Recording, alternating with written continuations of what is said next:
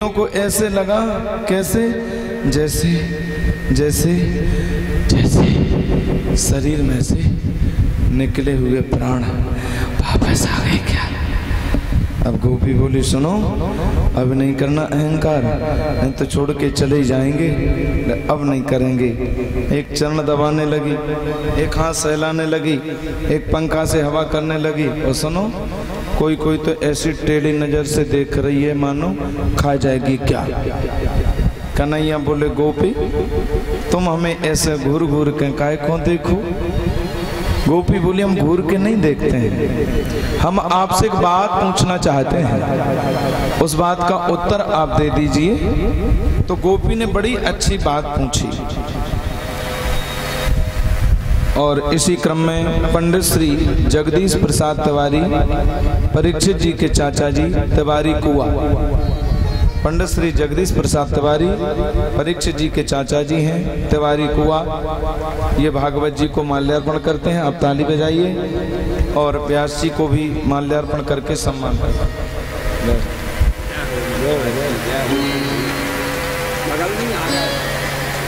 बोले भागवत भगवान की जय। और भजतो नु भजंत एक एक एतद विपर्ययम नो भयास भजंत एक एतन नो ब्रूह साधो हो। बहुत सुनने लायक बात, बहुत ध्यान से सुनना।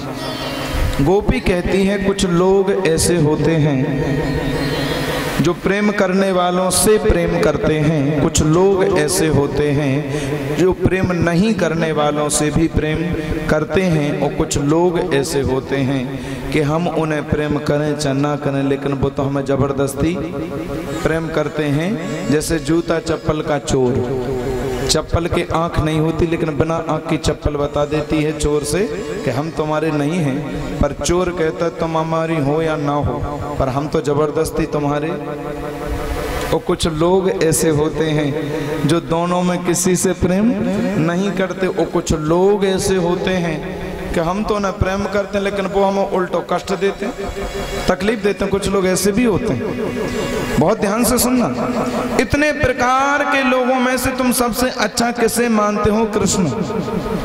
तो कृष्ण बोले देखो, प्रेम के बदले जहां प्रेम किया जाए वहां प्रेम कम, स्वार्थ ज्यादा होता है। हाँ देखो भाई, हम उनको प्रेम इसलिए करते हैं क्योंकि वो हमें करते हैं, प्रेम नहीं है, ये तो स्वार्थ है। हमने तुम्हें 20 रुपया दिए, 500 ग्राम चीनी ले ली, ये प्रेम है, ये तो स्वार्थ है। हमने एक वस्तु आज दे दी, कल आपसे फिर मांग ली। प्रेम के बदले प्रेम, स्वार्थ। कुछ लोग ऐसे होते हैं जो प्रेम नहीं करने वालों से भी प्रेम करते हैं। तो कृष्ण बोले ये सबसे अच्छा लक्षण है कि हमसे कोई प्रेम करे चाहे ना करे, लेकिन हमें तो सबसे प्रेम करना चाहिए। और कुछ लोग ऐसे होते हैं कि जो दोनों में किसी से प्रेम नहीं करते। ऐसे प्राणी दो प्रकार के होते हैं, एक होते हैं आत्माराम और दूसरे होते हैं पूर्ण काम। देखो, आत्मारामी प्राणी वो होता है जो अपनी आत्मा में ही रमण करता है। ऐसे फक्कड़ बाबा, संत त्यागी लोग, न उन्हें रिश्तेदारों से मतलब न प्रेमियों से मतलब, जो आत्मचिंतन करते हैं। आत्मारामी प्राणी किसी से भी मतलब नहीं रखता। और एक व्यक्ति होता है पूर्ण काम। बहुत ध्यान से सुनना, समझने की कथा है जरा ये। पूर्ण कामी आदमी वो होता है जिसकी समग्र कामनाएं पूरी हो जाएं। जैसे मान के चलिए, सरल एग्जाम्पल से समझ लो, आज के समय में यदि किसी आदमी के पास करोड़ों अरबों की संपत्ति आ जाए तो एक स्टेज आने पर वो सामान्य स्तर के लोगों से प्रेम करना तो छोड़ो, बातचीत करना भी बंद कर देता है। कल तक जो आदमी हमारे बगल में बैठ के बातें करता था, 4 पैसे क्या कमा लिए, पहचानने से भी इनकार करता है कि तुम कौन हो, हु आर यू, बोलो। कल तक जो बगल में बैठ के बातें करता था वो कहता हु आर यू, तुम कौन हो मैं नहीं जानता। क्यों? क्योंकि वो पूर्ण कामी है, उसके पास अरबों खरबों की संपत्ति है। वो सोचता मैं क्यों किसी से प्रेम करूं, मेरे पास धन है, संपत्ति है, वैभव है, प्रतिष्ठा है, तो वो किसी से प्रेम नहीं करता। एक तो फक्कड़ किसी से प्रेम नहीं करता कि एक बहुत अमीर किसी से प्रेम नहीं करता, और बाद बाकी बीच के, बोले बीच के तो सबसे सवई से करते हैं जिसमें हम और तुम सब आते हैं। इनके लिए चौपाई बनाई है गोस्वामी जी ने, कौन सी? सुर नर मुन सबके यह रीति स्वार्थ लाग करे सब। ये मध्यम कैटेगरी है। एक तो फक्कड़ किसी को नहीं प्रेम करता कि बहुत अमीर किसी से प्रेम नहीं करता, बाद बाकी बीच के तो सबसे सवई से करते हैं। कुछ लोग ऐसे होते हैं कि हम तो उन्हें प्रेम करते हैं पर वो हमें उल्टो कष्ट देते हैं, तकलीफ देते हैं। कृष्ण बोले सबसे बेकार लक्षण है, ये गुरुद्रोही का लक्षण है, एक कृतज्ञता का द्योतक है। तो गोपियां बोली तुरंत, तुम कौन से इनमें से बताओ। गोपियां ऐसे ही बोली, तुम कौन से हो? तो कृष्ण चुप ही रह गए, क्योंकि हमने तो तुमसे प्रेम किया और तुमने प्रेम के बदले हमें क्या दिया? गोपी बोली उल्टा कष्ट दिया, तकलीफ दिया, तुम हमें छोड़ के चले गए। जो ये बात गोपी ने कही तो कृष्ण की आंखों में आंसू आ गए। वास्तव में गोपियों, प्रेम क्या है ये तो मैंने केवल तुम्हारे जीवन में देखा। घरेलू साकरों को तोड़ना कोई हंसी मजाक नहीं है। तुमने पति सुतानवय भ्रातृ बांधवानति विलंघते इंतच्युतागता, तुमने पति परिवार सब कुछ छोड़ दिया। पर क्या करूं गोपी, मेरा एक स्वभाव है कि पहले मैं जीवात्मा को मिल जाता हूँ और मिलने के बाद मैं अंतर्ध्यान हो जाता हूँ। क्यों? ताकि जीवात्मा की मेरी झांकी के प्रति आकर्षण बहुत ज्यादा बढ़े, इतना बढ़े, इतना बढ़े। बोले कितना बढ़े? बोले जैसे यथा धनो लब्ध धने विनष्टे। एक धनी आदमी का धन अगर एक रात में बर्बाद हो जाए तो सवेरा होते ही वो आदमी केवल इसी चिंतन में रहेगा कि धन कहाँ है, धन कहाँ है, धन कहाँ है। उसी प्रकार जीवात्मा एक बार मेरी झांकी को देख लेता है। इसी क्रम में ठाकुर विश्वजीत सिंह रावत सन ऑफ पुरुषोत्तम रावत टोड़ा पमार, अच्छा पुरुषोत्तम का बेटा है, क्या बात है। इसके लिए तो बहुत आशीर्वाद दो, क्योंकि पुरुषोत्तम रावत टोड़ा के जो पटेल हैं, हमारी बहुत ही विशाल कथा कराई थी इन्होंने टोड़ा में, पुरुषोत्तम रावत जी ने। आज से मुझे याद आ रहा है कि तकरीबन 10 साल हो गए। हाँ, 2011 में हुई थी, बहुत विशाल कथा हुई थी। और मैं आपको बता नहीं सकता कि 60 तखत की तो मंच बनाई थी। हाँ, और जब मैं व्यास गद्दी पे जाता था तो फूल बेचते थे, फूल। बोल बंसी मारे की। और उनका पुत्र आया है, बहुत बहुत उसके लिए आशीर्वाद। और हमारे पूर्व परीक्षित केवट समाज जगना से भी आए हुए हैं, इनके लिए भी आप बहुत बहुत आशीर्वाद प्रदान करें ताली बजाकर। जगना से पधारे हुए आनंद शर्मा, प्रकाश केवट, जीतू केवट, निक्की केवट और गोपाल केवट और विवेक सवारे और अंकित कुशवाहा हमारे ये शिष्य भी हैं, आनंद शर्मा जी। तो ये गुरु जी का सम्मान भी कर रहे हैं, इनके लिए ताली बजा करके आशीर्वाद प्रदान करें। और सभी जगनावासी, आज तो भगवान की शादी है तो चकाचक ही आज तो पता पले हम पूरे ना ढक जाएं। बोल बंसी मारे की जय। और सबके लिए बहुत बहुत शुभकामना, शुभ आशीर्वाद। बोले बहरार सरकार की जय।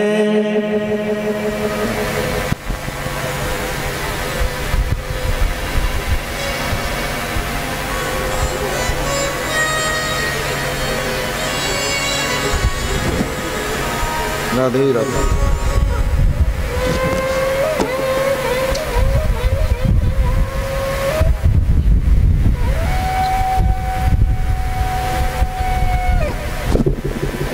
बोलिए भागवत भगवान की जय। यहाँ के क्षेत्र की भावना और आप सबकों का भक्ति भाव देख करके हृदय बहुत गदगद हो जाता है। कथा तो हम बहुत जगह करने जाते हैं, पर वास्तव में हमारे बहरार क्षेत्र के जगना, तवारीपुरा, कमथरा, जौनहार, सतारी, बड़ौनी और जी, हमारे ध्रुव सिंह चौहान छत्ता वाले, इनके गांव में भी कथा चल रही थी अभी। हाँ, कल उसका भंडारा हो गया। छत्ता वाले तो आज आप क्या करें, अब उनके गांव में हो रही थी ना। तो हमारे छत्ता से श्री ध्रुव सिंह चौहान छत्ता वाले, हाल निवास पंजाब, अच्छा पंजाब रहते हैं, 500 रुपये भंडारे में दान देते हैं। इनके लिए ताली बजाओ। और इन्होंने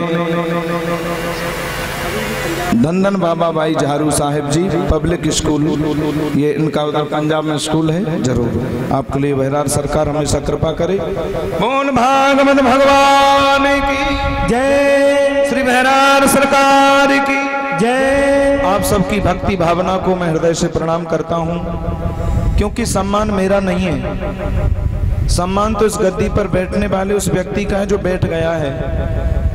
और मैं ये सोचूं कि मेरा सम्मान है तो व्यर्थ का अहंकार है, क्योंकि सम्मान तो केवल भागवत का है। ये भागवत की वजह से मुझे माला चढ़ रही है, तो भागवत को वंदन करना चाहिए, मुझे नहीं। बोलिए भागवत भगवान की जय। लेकिन साहब जो गद्दी पे बैठ जाता है उसे तो हम व्यास बोल ही देते हैं, लेकिन व्यास किसी व्यक्ति का नाम नहीं होता, व्यास तो एक पद है। जैसे कोई भी गद्दी का एक पद हो तो इस पर जो बैठ जाता है हम उसको प्रणाम करने लग जाते हैं। तो ये मेरा व्यक्तिगत सम्मान नहीं है, ये इस गद्दी पर बैठने वाले उस व्यक्ति का सम्मान है जो यहाँ पर कथा कह रहा है, चाहे मैं हूं अदरवाइज कोई भी वक्ता हो। इसलिए भागवत जी का सम्मान है, ये मेरा सम्मान नहीं है, इसलिए भागवत को ही प्रणाम करना चाहिए। बोलिए भागवत भगवान की जय, बहरार सरकार की जय। और बहुत सुंदर भागवत की कथा में मन को लगाएं। सुखदेव जी कहते हैं कि इस 2 प्रकार की स्टेज को कृष्ण ने बताया कि मैं अपने प्रेमियों को मिलने के बाद अंतर ध्यान इसलिए हो जाता हूं, वापस प्रसंग पर ध्यान को लगाएं, ताकि जीव की मेरे प्रति आसक्ति बढ़ जाए और मैं उसे हमेशा हमेशा के लिए मिल जाता हूं। और मैं तुम्हें मिल गया, आओ मैं दोबारा रासलीला करूंगा। और गोपियों के संग में भगवान फिर रासलीला करने लगे, तो प्रत्यक्ष कामदेव आ गया। सुनो, रासलीला काम लीला नहीं, काम को जीतने की लीला है। जब काम आया प्रत्यक्ष तो पूछा कि आप कौन हो, बोले हम काम हैं। कामदेव बोला जहाँ पे सुंदर स्त्री हो सुंदर पुरुष हो दोनों अकेले उधर तो मैं पहुंचे ही जाता हूँ ना जी। कन्हैया बोले शायद तुझे पता नहीं है कि तू बात किससे कर रहे हैं। मेरा नाम है योगेश्वरेश्वर श्री कृष्ण। रामचरितमानस में चौपाई आती है कि तब सब तीसर नयन उघारा चितवत काम भयो जरी। जब शिव जी का नाम है योगेश्वर और कृष्ण का नाम है योगेश्वरेश्वर, जब योगेश्वर के सामने ये नहीं टिक पाया तो योगेश्वरेश्वर के सामने टिक पाएगा क्या? कभी नहीं टिक पाएगा। भगवान ने ऐसे अजब तरीके से जीता कि उल्टा लटका दिया आकाश मंडल में। हमारे श्रीधर स्वामी ने टीका में लिखा है, भागवत के टीकाकार, काम प्रज्ञापनार्थम श्रेयम रासलीला, उल्टा लटका दिया। योगेश्वरेश्वर से लड़ने के लिए आया था, है? उल्टा लटका दिया। लेकिन ये रास का प्रसंग जब सुन रहे थे परीक्षित ने प्रश्न कर दिया, कथा मेरी समझ में नहीं आई। संस्थापनाय धर्मस्य प्रसमायेतरस्य च अवतीर्णो हि भगवान अंशेन जगदीश्वर। धर्म का संस्थापक श्री कृष्ण, युग प्रवर्तक श्री कृष्ण, पराई स्त्रियों के गले में गलवैया देकर के नाच गए, कहाँ का धर्म हमारा, क्षमा करना। और आगे तो कलयुग आने वाला है, और कलयुग में लोगों की मति कैसी होगी आप सब जानते हैं। आज के लोग कथा कम सुनते हैं, आज के लोग लीक पॉइंट ज्यादा ढूंढते कथा में। हाँ, ओ अगर उन्हें कहीं ऐसी कथा मिल जाए, ओ भगवान ने रासलीला करी थी तो हम भी करेंगे। आज के लोग चौपाई बोलते हैं कि ईश्वर अंश जीव अविनाशी चेतन अमल सहज सुख राशि। हम ईश्वर के अंश हैं, तो जिस रास्ते पे ईश्वर जाएगा उसी पे हम जाएंगे। तो बोले कृष्ण हो गए ईश्वर और हम हो गए उनके अंश। और जब कृष्ण ने लाखों गोपियों के संग रास किया तो हम 10-20 के साथ कर लें तो क्या बुराई है। और यदि इस प्रकार कलयुग के लोग रासलीला का अनुकरण अपने जीवन में करने लगे महाराज, तो मैं आपसे पूछना चाहता हूं क्या धर्म गंदा नहीं हो जाएगा? क्या धर्म प्रदूषित नहीं हो जाएगा? क्या धर्म में गंदगी नहीं आ जाएगी? इसलिए क्षमा करिए, कथा मेरी समझ में नहीं आई। जो ये प्रसंग परीक्षित ने कहा तो सुखदेव का मन तो बिल्कुल चिंतित हो गया। अरे सुखदेव, ये तूने क्या कर डाला? किसी अनधिकारी व्यक्ति को तो रास का प्रसंग नहीं सुना दिया, ये तूने क्या कर दिया? और इसी क्रम में भागवत के स्वागत समारोह में हमारे सरोल से पधारे हुए पंडित श्री मुंशी शर्मा जी धंधेरिया जी, उनके सुपुत्र पंडित श्री प्रदीप शर्मा जी माल्यार्पण कर रहे हैं। भागवत जी के लिए ताली बजाएं, मेरे लिए नहीं, भागवत जी के लिए बजाएं। और व्यास जी को भी माल्यार्पण करते हैं, उनके लिए बहुत बहुत आशीर्वाद शुभकामना। बोले बहरार सरकार की जय।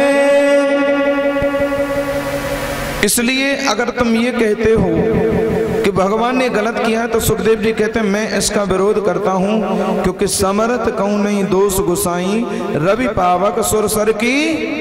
ये चौपाई मैंने कल चीरहरण के प्रसंग में भी बोली थी, जो लोग निष्ठा से सुन तो नहीं याद होगा। ये चौपाई मैं आज दोबारा रिपीट कर रहा हूं। सामर्थ्यवान को दोष नहीं लगता, रवि पावक सुरसर की। अच्छा, रवि माने सूर्य, सूर्य कभी गंदा होता है? बहरार सरकार पे सुंदर पंडाल बनी है, आप जैसे सैकड़ों श्रोता बैठ के भागवत सुन रहे हैं, सूर्य भगवान अपना बढ़िया प्रकाश डाल रहे हैं, सुंदर व्यास गद्दी बनी है, अच्छा पंखा लगा है, हम कथा सुना रहे हैं, आप सुन रहे हैं शांति से, सूर्य भगवान अपना प्रकाश डाल रहे हैं।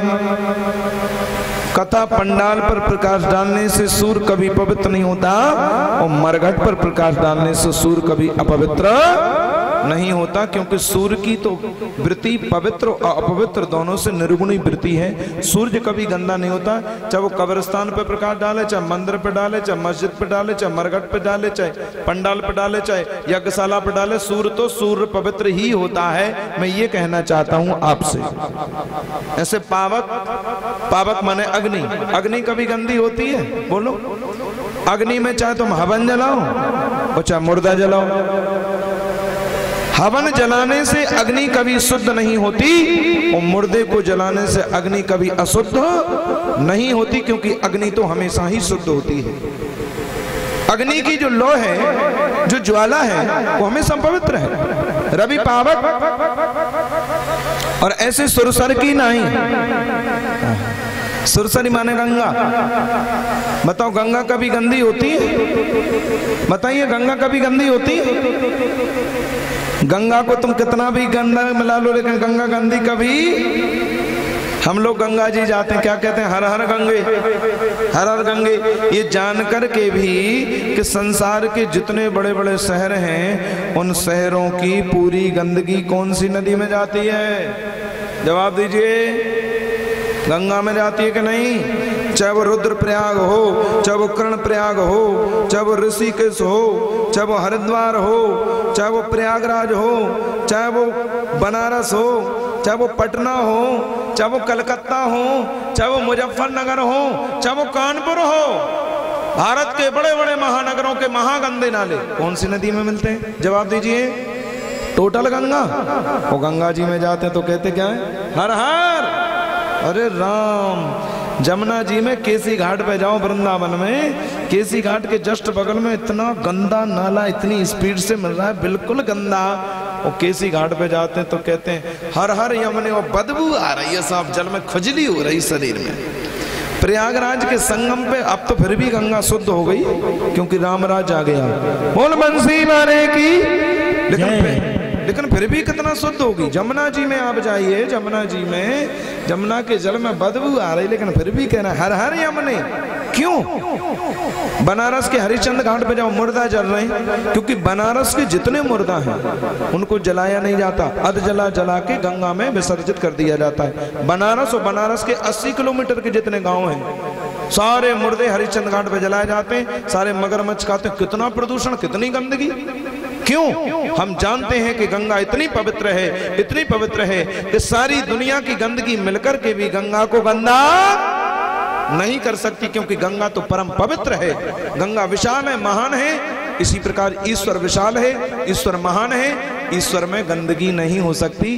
गंदगी हम में हो सकती है, गंदगी तुम में हो सकती है, गंदगी मेरी वाणी में हो सकती है, गंदगी आपके कानों में हो सकती है, पर गंदगी ईश्वर में कभी नहीं हो सकती है।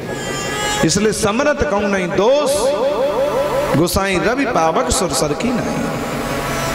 लेकिन अंश गंदा हो जाता है। अब वही अंश गंगा जल यदि तुम कोई कटोरी में ले लो। एक बार हम हरिद्वार भागवत करने गए, है ना, 12 साल पहले जब कुंभ पड़ा था ना, हरिद्वार गए थे हम गंगा जी नहाने के लिए।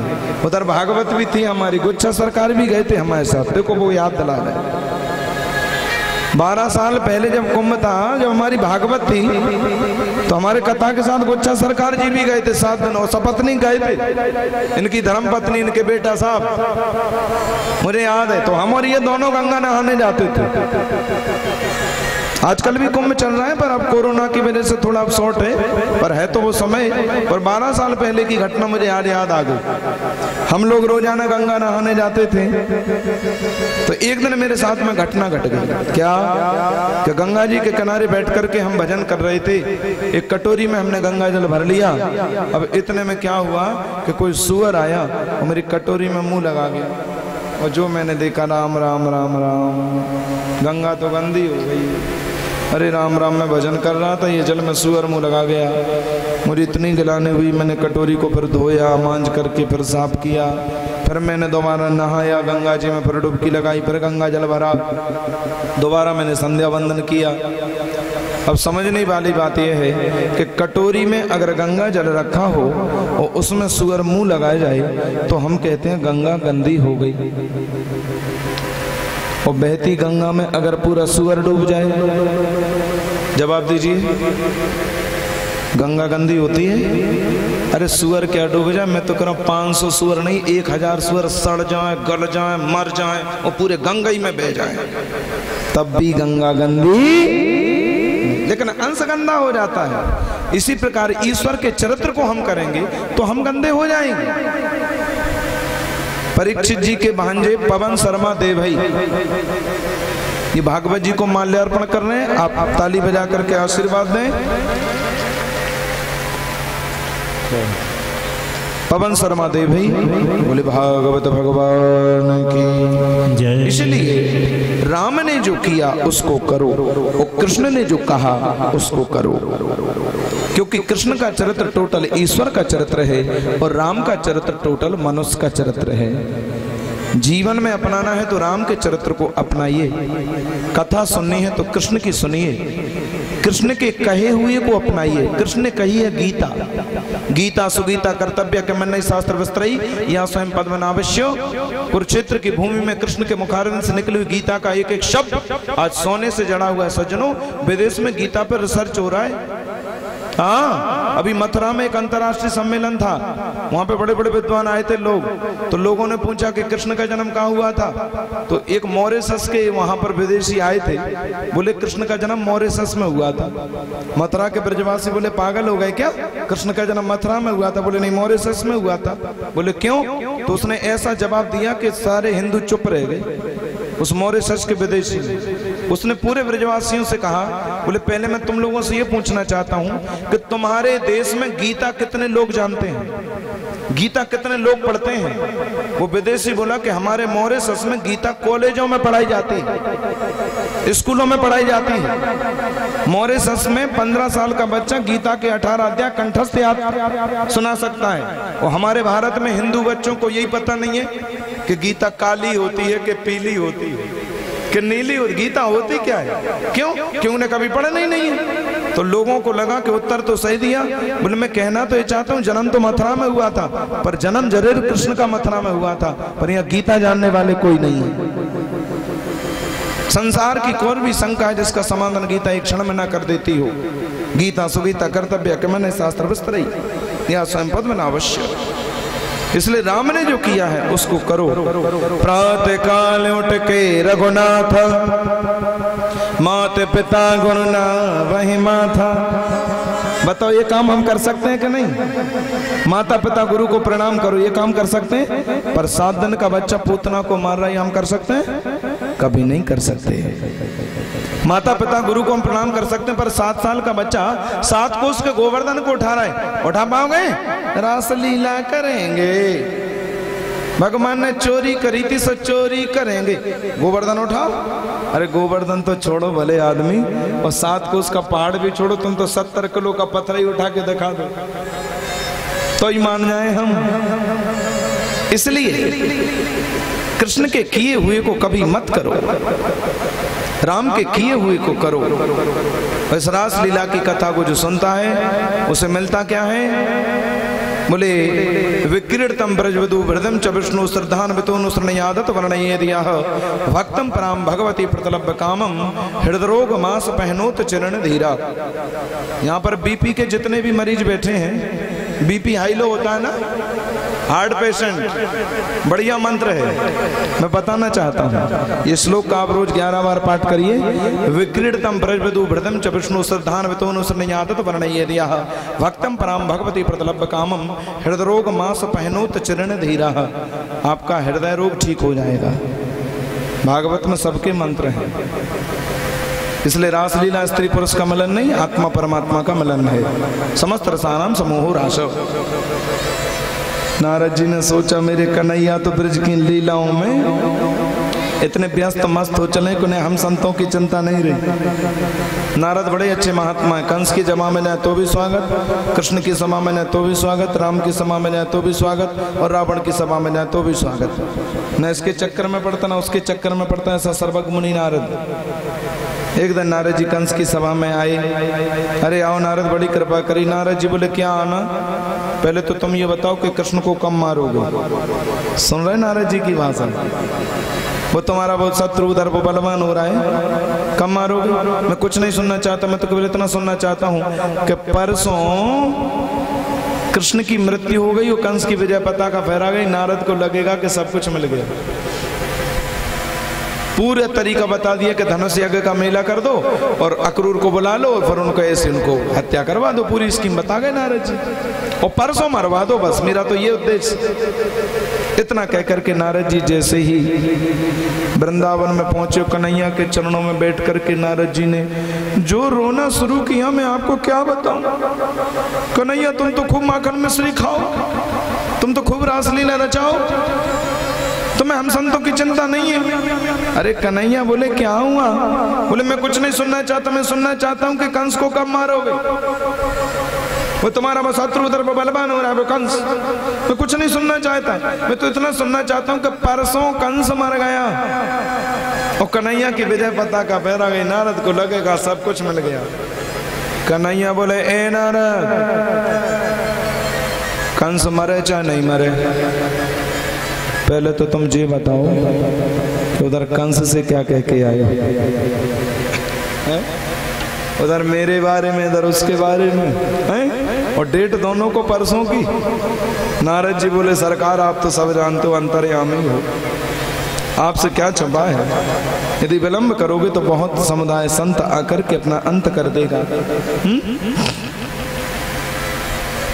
लेकिन कंस के बारे में कृष्ण ने कह दिया कि कंस का समस्या चिंता मत करो। और यहाँ पर आनक दंडवी वसुदेव जी को जेल में बंद तो किया ही था, पर आज अक्रूर जी को बुलाया कंस ने। गच्छ नंद ब्रजम तत्र सुतावानक द्वंद्वे आसाते ताभिहानेन रथेन नयमाचिरम। अक्रूर तुम्हें वृंदावन जाना है और वसुदेव के दोनों पुत्र कृष्ण बलदेव को लेकर के आना है।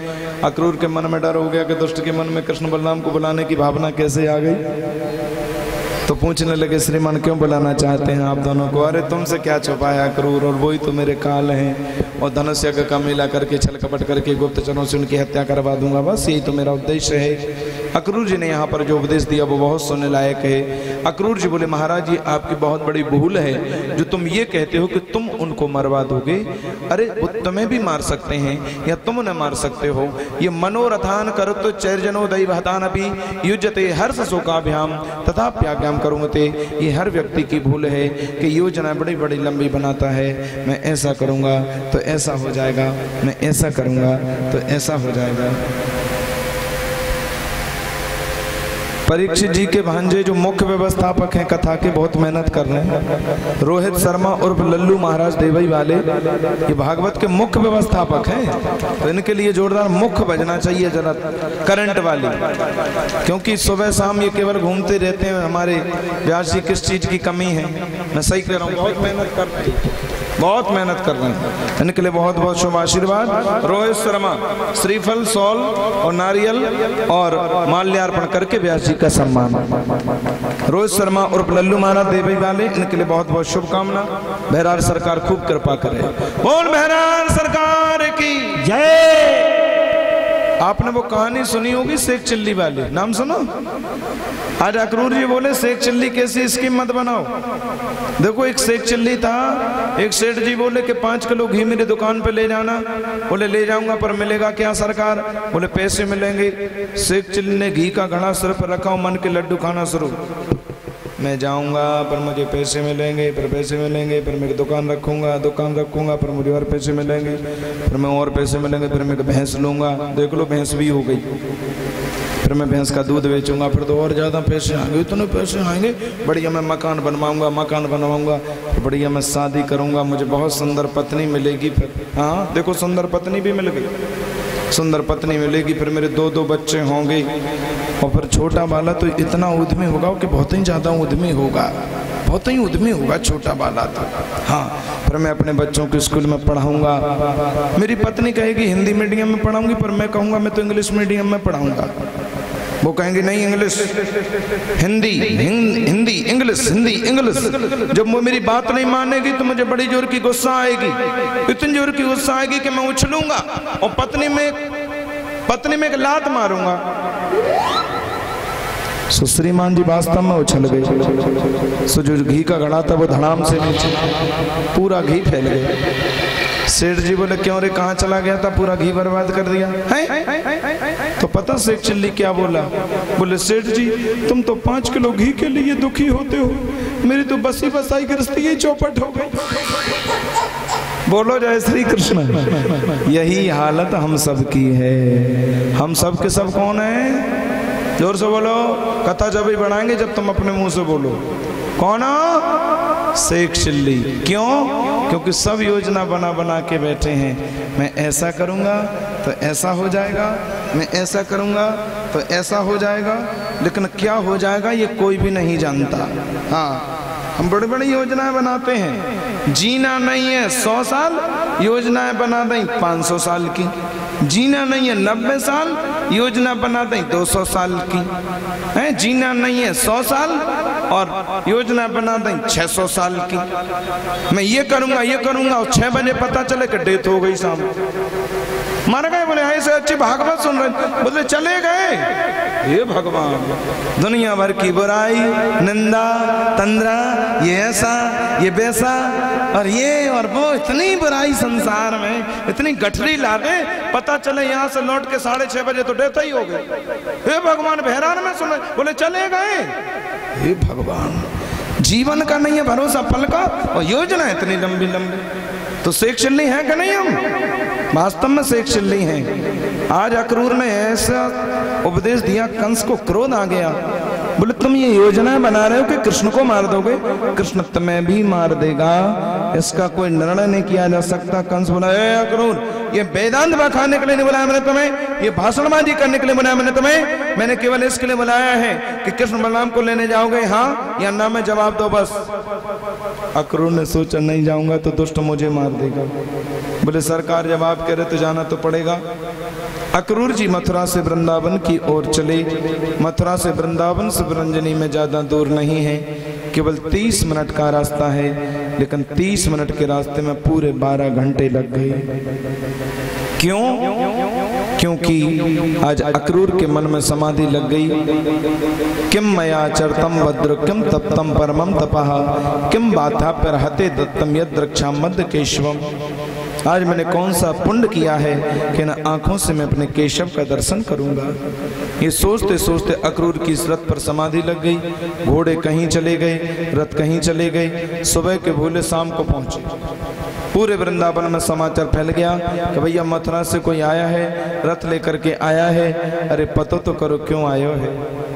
प्रिया जी की आंखों की नींद चली गई। सभी गोपियां व्याकुल हो गईं और सीधा जाकर के कृष्ण को पूरी खबर बता दी कि हम क्यों आए हैं। तो कृष्ण ने भी अक्रूर से कह दिया, काका अक्रूर, हम जानते हैं कि मामा कंस हमें क्यों बुलाना चाहते हैं, लेकिन छोटी बात ये मेरे नन्हे नन्हे सखाओं से मत कहना, नहीं तो अभी ब्रजवासी मेरी याद में मर जाएंगे।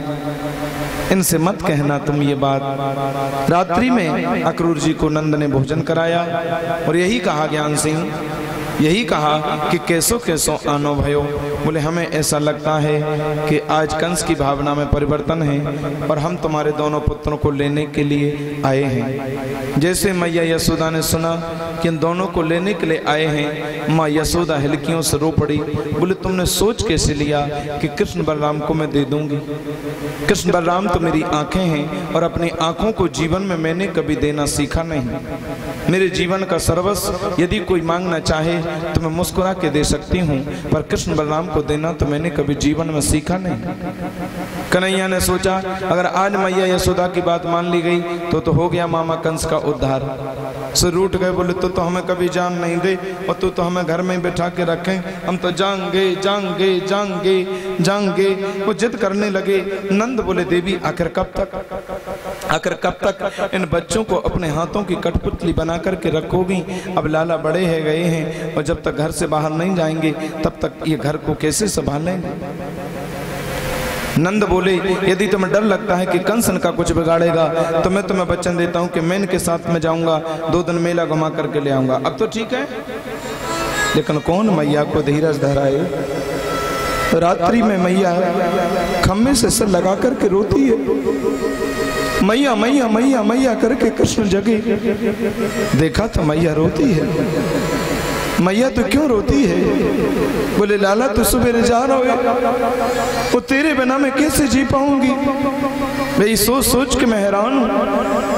कन्हैया बोले मैया मत रो, परसों आगमश्याम, मैं परसों आ जाऊंगा। और 2 दिन की ही तो बात है। सवेरा कब हुआ पता नहीं चला। ब्रह्म मुहूर्त में नंद बोले बेटा जल्दी चलो, देरी हो रही है। कृष्ण बलराम को रथ पर बैठा करके जैसे ही अक्रूर रथ चलाने लगे और मैया ने जो देखा कि ये जा रहे हैं, धड़ाम से जमीन पर गिर पड़ी और मूर्छित हो गई। उसे बोध नहीं रहा। पहला दरवाजा पार किया, दूसरा दरवाजा पार किया और जैसे अंतिम दरवाजे को पार करने लगे अक्रूर तो हजारों ब्रजगोपियां रास्ते को रोक करके खड़ी हैं, रथ के सामने लेट गई। अक्रूर जी बोले रास्ता छोड़ो, रास्ता छोड़ो। तो गोपियां कहती हैं तुम कौन होते हो हमारे कन्हैया को ले जाने वाले। यदि रथ को ले जाना है तो हमारे शरीर के ऊपर के निकाल करके ले जाओ, लेकिन हमारे जीते जी हमारे प्राण वल्लभ को तुम नहीं ले जा सकते। हमारे शरीर के ऊपर के रथ को निकाल कर ले जाओ, पर हमारे जीते जी नहीं। कृष्ण रथ से नीचे उतरे। किशोरी राधा रानी के सामने हाथ जोड़ करके कहा हे श्री राधा, देवताओं जैसी लंबी उम्र पाकर के भी मैं तुम्हारे ऋण से पूर्ण नहीं हो सकता। पर एक बात है राधा, यदि आज मैं मथुरा नहीं गया तो मेरे जीवन का एक बहुत बड़ा अध्याय रुक जाएगा, मेरी कृष्ण लीला अधूरी रह जाएगी। हे राधा रानी, हमको जाने की अनुमति प्रदान करो। कृष्ण कहें और राधा ना माने, ऐसा तो कभी हो नहीं सकता। गोपियों ने अपने हृदय पर पत्थर रख लिया धीरज का। उन्होंने कह दिया कि जाओ। अरे जाने के लिए तो कह दिया, पर जैसे जाने लगे कृष्ण तो एक गोपी बोली अरे अरे अरे वो तो जा रहे। बोले कहाँ जा रहे? वो सामने जा रहा रथ। सभी गोपियों ने दोनों हाथ ऊपर उठा लिए और आकाश की ओर देख करके विधाता ब्रह्मा को गाली देने लगी। हे विधाता, तेरे हृदय में बिल्कुल भी दया नहीं है। कि अहो विधातस्तव क्वचे दया, अहो विधातस्तव क्वचे दया, संयोज मैत्र्या प्रणयेन देहिना ताशा कृतार्थं व्यूनक्षिपादिक विक्रीडितं तेर्भक चेष्टितं यथा। हे विधाता, तेरे हृदय में बिल्कुल भी दया नहीं है। ये खिलौने जैसी आदत तेरी बिल्कुल भी अच्छी नहीं है। एक बच्चे के हाथ में खिलौना दे दो, बच्चे का जब तक मन लगता है बच्चा खिलौने से खेलता है, बच्चे का मन भर जाता है, बच्चा खिलौने को दीवार में मार देता है। अरे बच्चे का क्या बिगड़ा, खिलौने के तो टुकड़े टुकड़े हो गए। बच्चे का क्या बिगड़ा, खिलौने की तो जान चली गई। पहले दो जीवों को मिलाता है, उनमें प्रेम संबंध बनाता है, फिर उनका वियोग करता है। हे विधाता, तेरी ये आदत बिल्कुल भी ठीक नहीं है। तू क्या समझता है तेरी इच्छा हम पूरी करने देंगे? हम कभी नहीं करने देंगे। तब तक दूसरी गोपी बोली कि ले जाने वाला है कौन? तब तक एक बोली इसका नाम है अक्रूर। अरे बोले अक्रूर नहीं हो सकता, ये तो क्रूर है। और क्रूर क्रूर क्रूर कह करके गोपियां गाली देने लगी अक्रूर कि क्रूरस्तम क्रूर समाखयास्म न चक्षुरिहि दत्तम हर से बताग्यवत ये नहीं कहते से कल सर्ग सौष्ठवम त्वदीय मद्राक्ष मयम मधुद्विषा। एक क्रूर कम से कम हमारी बात तो मान, हमारे प्राण मल्लम को मत ले जा। और जब क्रूर क्रूर कह करके गोलियां ये गालियां दे रही थी गोपियां, इतने में माँ यशोदा की समाधि टूट गई, मूर्छा टूट गई। अब माँ को तो पता नहीं है कि किसने चले गए। और जैसे ही मूर्छा टूटी तो मैया बोली लाला कहाँ है, कन्हैया कहाँ है, मेरा बेटा कहाँ है? अरे एक बोली वो तो चले गए। कहाँ चले गए? अरे सामने जा रहा रथ। अरे कहाँ जा रहा है? मेरा बेटा मुझे छोड़ के कैसे जा सकता है? बूढ़ी मैया यशोदा दौड़ पड़ी। अरे भैया कोई तो दौड़ो। और रथ के पीछे दौड़ी, शरीर में शक्ति नहीं है, धड़ाम से जमीन पर गिर पड़ी, फिर खड़ी होती है। अरे भैया कोई तो दौड़ो, मेरे लाला जा रहा, मेरे कन्हैया जा रहा। अरे कोई तो दौड़ो, धड़ाम से जमीन पर फिर गिरती है, शरीर में शक्ति नहीं है।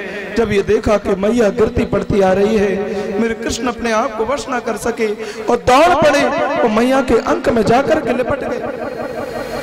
बोली दीनबंधु भगवान की जय। और आज पहली बार मैया ने हाथ जोड़ करके कृष्ण के सामने खड़ी हो गई और बोली लाला, आज मुझे पता चल गया है कि तू मेरा बेटा नहीं है, तू तो देवकी को पुत्र है। आज मुझे पता चल गया है, तो मेरा क्या अधिकार जो तुझे रोकूं? और जो चीज अपनी नहीं होती उस पर अधिकार दिखाना समझदारी नहीं होता। मेरा क्या अधिकार?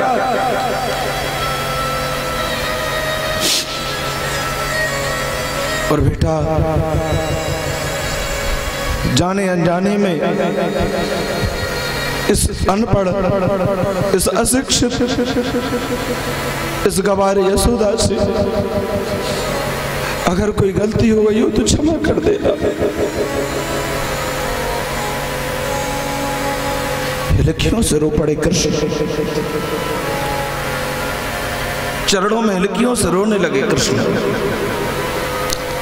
और मन में सोचने लगे, देवताओं जैसी लंबी उम्र पाकर के भी मैं मैया यशोदा के ऋण से उड़ नहीं हो सकता। धन्य है माँ यशोदा का बात्सल्य।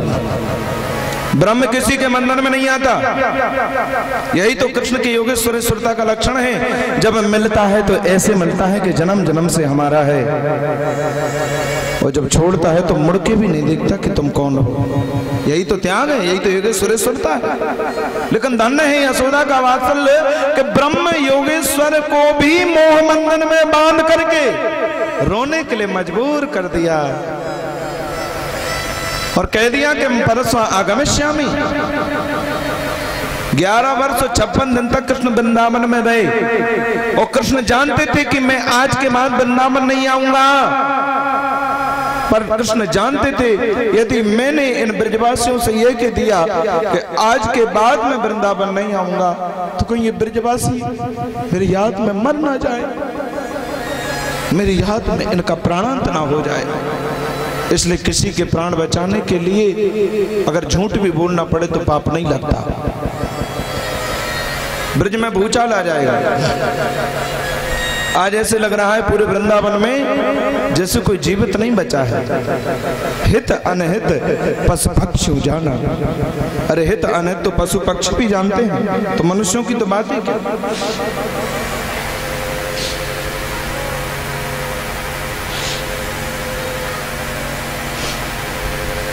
बोलो जय श्री कृष्ण। बगल में खरक के झांक करके देखा, गौशाला को देखा तो गौएं रो रही हैं, बछड़े रो रहे हैं, और मानो गौएं कह रहे हैं तुम गोपाल हो और तुम चले जाओगे तो गौओं का पालन कौन करेगा। कृष्ण अरे हमारी खातिर रुक जाओ, हमारे लिए रुक जाओ, अपने गोपाल नाम को सार्थक कर दो, हमारे लिए रुक जाओ। भूचाल आ गया मानो, ऐसा लग रहा है वृंदावन में, और कह दिया कि मैं परसों आ जाऊंगा। आशा लाग रहे थे तन श्वासा, जीवन जीने की केवल एक आशा। मैया रे मोहे जाने दे, मैया रे मोहे जाने दे, जाने दे मोहे मथुरा जाना, जाने दे मोहे मथुरा जाना। मैया रे मोहे जाने दे, मैया रे मोहे जाने दे। प्यारी दुलारी से पालने वाली अपने ललन को मत बेसराना, मत बेसराना। मैया रे मोहे जाने दे, जाने दे मोहे मथुरा है जाना।